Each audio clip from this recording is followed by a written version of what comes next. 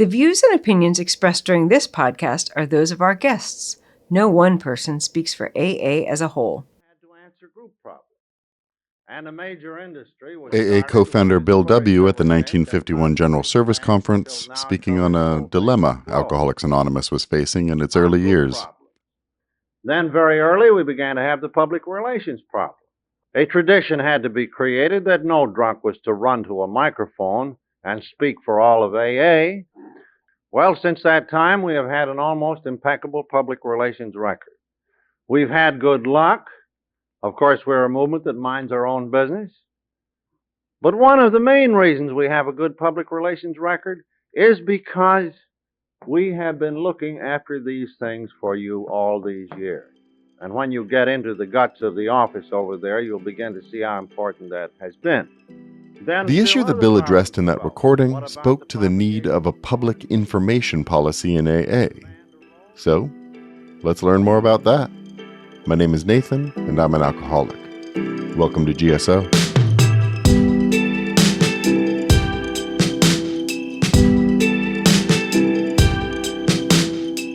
In Alcoholics Anonymous, public information, or PI, is all about spreading the word on how recovery is possible through AA.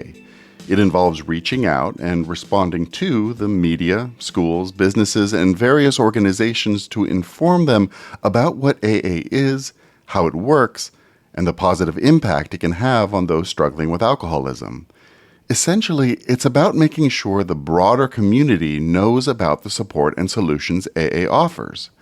The first PI committee was formed by the General Service Board in 1956, and since then, PI work has been fulfilled throughout the AA service structure in the area, district, and group levels, as well as local AA offices known as central offices or intergroups. Here at this office, one way we endeavor toward our primary purpose of carrying the message of AA is through our public information desk.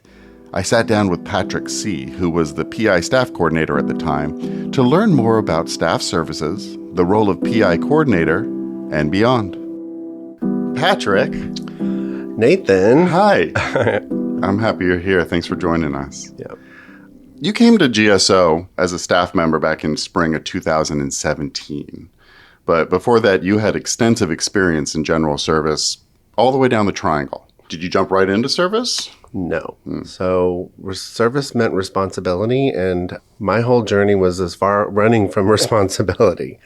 And I didn't really know what service was. I knew service at the group level, like picking up after the meeting, cleaning up coffee cups and things like that. But it wasn't until I was about 18 months sober, and I was asked to become the general service representative of the group at the time that I called my home group. And I didn't know what that meant. But I said yes, because there was a bunch of older AA members staring at me saying, say yes. Yeah. And so I did. And from there, that mini journey of being a general service rep, I was only a general service rep for 6 months. I had a 6-year rotation on the Public Information Committee, starting out as a member who didn't know anything about public information and what that meant. And what it means is you simply are sharing the message of AA to any third party in the general public who might come in contact with an alcoholic, so that they would have that little story in them to say like, if you have a problem with alcohol, guess what? I heard something about that AA, that Alcoholics Anonymous, that might be of help to you. And now you are on the public information desk, and you spoke about being on a PI committee, but let's break down this assignment position. Yeah. What does the public information coordinator do? So the public information coordinator for the General Service Office for the U.S. and Canada is responsible for the messaging that is going out from this office in the publications that we make, in the public service announcements that we produce, in the press releases that we carry out, in a very simple way, sharing about what AA is, what AA does, and how you get a hold of us. So that basic PI message doesn't change. It's just the channels of communication that change. And so we're always on the cutting edge of trying to figure out, how can we communicate about Alcoholics Anonymous to the general public in a way that meets our traditions?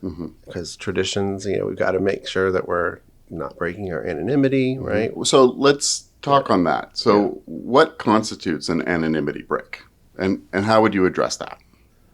So an anonymity break is defined in one of our pamphlets that we put out. It's called Understanding Anonymity. It's a great tool for anyone who wants to learn about what is anonymity with Alcoholics Anonymous. Why is it so important? And anonymity in a general way is that we're trying to not carry the person, we're trying to carry the message, right? So it's not about me being the public information coordinator. It's about Alcoholics Anonymous and what is the message that we're trying to put out to the public about how it can help someone with a drinking problem. So we don't want anybody to be a spokesperson for Alcoholics Anonymous. If you've ever seen a public service announcement, there's not a actor or a star or somebody famous who's promoted as the voice of AA, right? We are trying to carry just a basic PI message. Like, again, I mentioned, whether you're wanting to come to an AA meeting in person or online, if you've got a problem with alcohol, we've got a solution. Here's how to get a hold of us. And so the way that you don't break your anonymity at the public level is that you don't go on camera and show your full face and say that you're a member of Alcoholics Anonymous. But you also don't state your full name. So this directly correlates with Tradition 11. Our public relations policy is based on attraction rather than promotion. We need always maintain personal anonymity at the level of press, radio, and films. But That's right. Yep. inevitably, this will happen. So what do we do when this happens, when there's an anonymity break? Yeah. As we know, traditions are suggestions. So it does happen. And part of the responsibility that I have as the public information coordinator here at the General Service Office is if we become aware of an anonymity break at the public level, there's no let's go get them attitude. What we're trying to share in the situation is reach out to the member through their delegate representative of their area. The delegate could then decide whether they would send them a letter or an email that describes, hey, you might want to remember we're trying to maintain our anonymity at the public level. We saw you did an article in XYZ magazine, or you are on camera and you were filmed sharing that you're a member of Alcoholics Anonymous on the latest talk show. And so it would be more of a reminder about the importance of anonymity, not reprimanding the member for breaking their anonymity. Another big project is the AA membership survey. Yes. What is a membership survey? Yeah, it's a very interesting question. What is a membership survey of a fellowship that doesn't keep records of members? How is this possibly done? So the membership survey is really a very basic way that we try and capture information from AA members in a anonymity protected way about certain questions that we want to ask. How old are you? What's your race? When did you have your last drink? How did you get to AA? Was it through a family member? Did your doctor guide you to AA? Did your high school, counselor guide you to AA? How did you find your way here? What was different about this survey compared to past years? It's a great question. There's been a pandemic since the last survey. I heard about that. One of the things that really popped up during the pandemic was that we had to have online virtual meetings, and they really exploded in a way that even though they were around before the pandemic, because of the pandemic and we were all at home and there wasn't a lot of interaction face-to-face, AA really exploded with groups online. And so we asked questions. How many meetings do you attend? What types of meetings do you attend? And we did learn a lot of women and a lot of elderly folks are attending meetings online, more so than any other population or demographic of alcoholics. That's interesting. How could people find out more? What about people who are just curious about AA? Well, the best way that a non-AA member can find out about what an AA meeting is about is to go to an open AA meeting. Oh, say more. There are local AA groups all over the U.S. and Canada. We have a great tool, one on our website called Find AA Near You. and one which is our meeting guide app, which allows folks to type in a city, a zip code, and find local meetings within the area that they live in. And if you're a non-AA member, a lot of people don't realize that you can actually go to a meeting just to go check it out, just to go find out about it. You may have a friend who has a problem with drinking and you want to know more about what does AA offer. Attend an open meeting, find out for yourself. It's really the best way that we share with anybody who's interested to know more about Alcoholics Anonymous. Come see about it for yourself. Yeah. Attend a meeting. But you want to look for what is known as an open meeting, because those are for non-AA members to attend as well. In your role as public information coordinator, you share with folks about things like open and closed meetings, but when you first started, you were on the Treatment, Accessibilities, and Remote Communities desk. Then you rotated to the conference assignment. Yep. Can you tell us a bit more about the concept of rotation? Sure. What is it? Why is it important? Yep. So rotation was one of the things that intrigued me about working at the General Service Office. And rotation in the General Service Office structure for 11 to 12 staff members who rotate in these various staff member positions happens every 2 years. You get to move from one position to another. The main reason for that movement is to build a staff that's strong, that ultimately has a lot of cross-training, so that there are various staff members who've served on various staff positions and can really have that experience to share when members of the fellowship are calling with questions for us to answer. It's a great depth of knowledge concept, but it also falls in line with the spirit of rotation that AA has throughout the structure. And now, your next GSO staff assignment rotation will be to coordinate the 2025 International Convention. It's very exciting. What do we have to look forward to? What you have to look forward to is a huge party. All right.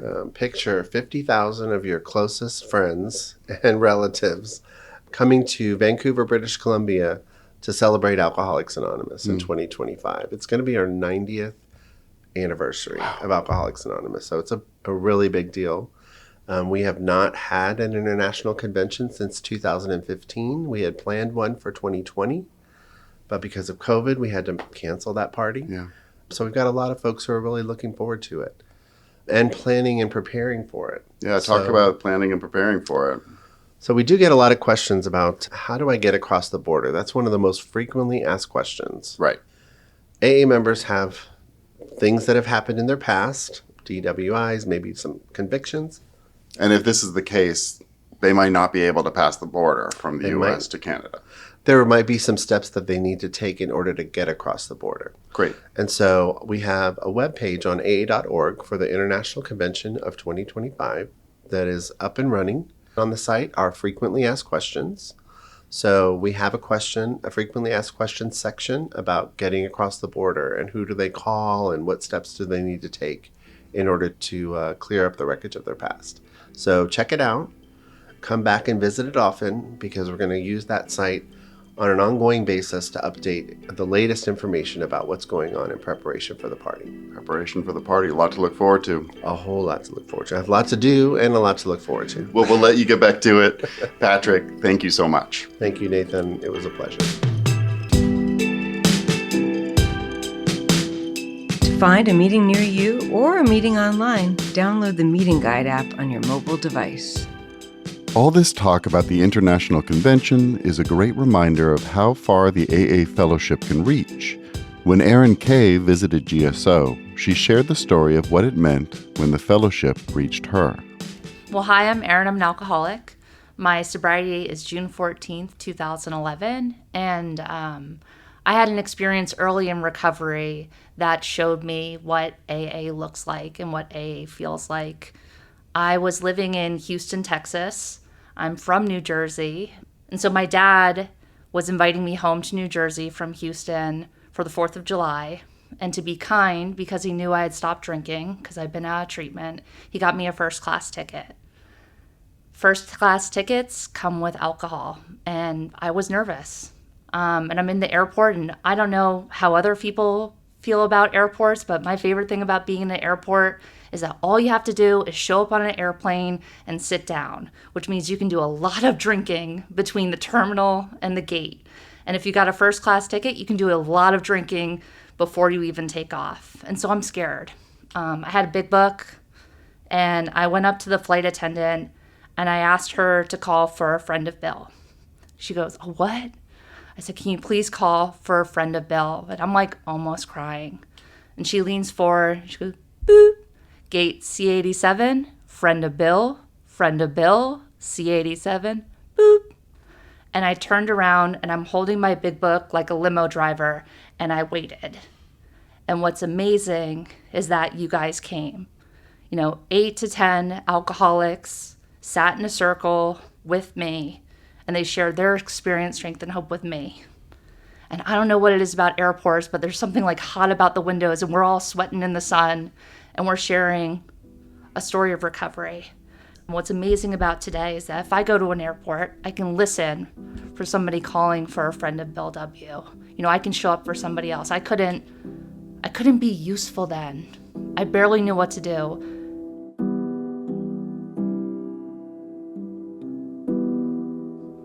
Since then, my story isn't that I came all the way in and sat all the way down. AA showed up for me, and I didn't show up for AA for another 4 years. And so my sobriety date stayed the same. I just didn't drink, and I didn't have a sufficient substitute. And I proceeded to become what we call, a dry drunk. And so I was still full of resentments, full of fear, still self-centered, and things got worse. And so I started going to AA meetings.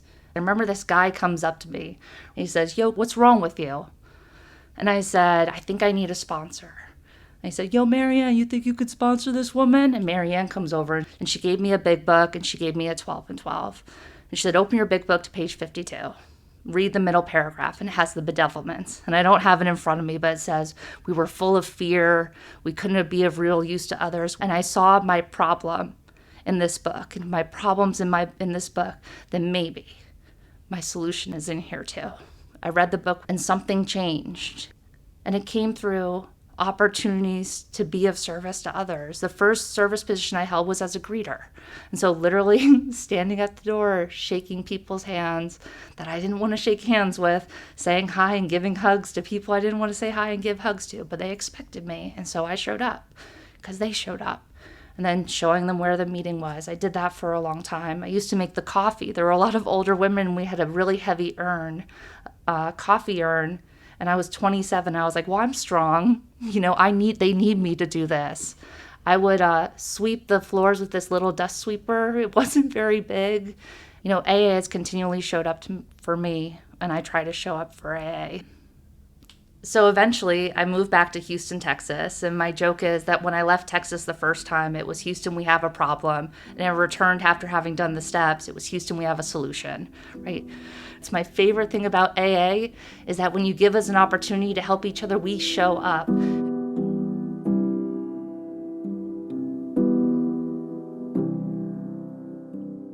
And so I'm here at the General Service Office because this is where it all happens. This is what enables us to have the literature where I saw my problem in it, which means I saw my solution. It enables us to have the pamphlets, questions and answers on sponsorship, tells me what AA does. I'm at the General Service Office because our history can inform our future.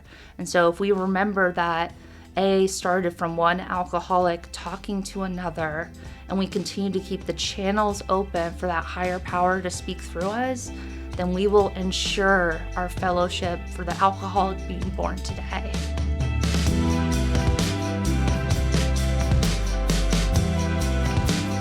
Thank you, Erin.